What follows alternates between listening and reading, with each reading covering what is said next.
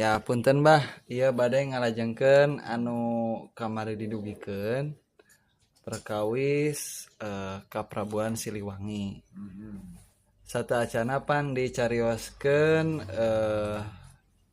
Buni Sora sareng Raden Niskala Wastukancana pangintennya. Nah, salajengna ti eta teras saha deui anu neraskeun Kaprabuan di Siliwangi panginten kitu.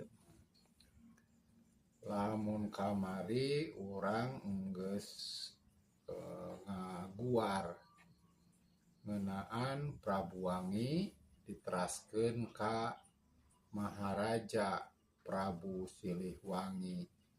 Kahiji anu tiasa oge disebat Prabu Siliwangi panyelang nyaeta Raden Buni Sora Suradipati. Dilajengkeun tiasa disebat anu kadua nyaeta Maharaja Prabu Siliwangi Raden Niskala Wastukancana. Saatosna ti anjeunna Kaprabuan Siliwangi teh kabeulah ngajanten dua, margina Galuh sareng Pakuan dibagi dina nyepeng kakawasaan atau napi karajaan teh dibagi dua. Di Pakuan nu janten rajana Prabu Susuk Tunggal, di Galuh diteraskeun ku Raden Dewa Niskala.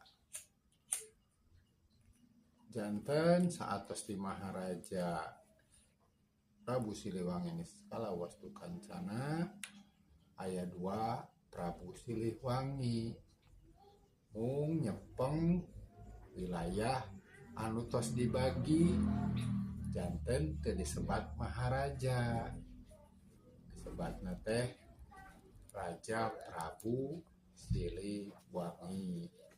Hijina Raja Prabu Siliwangi Susuk Tunggal, kaduana Prabu Siliwangi Dewa Niskala.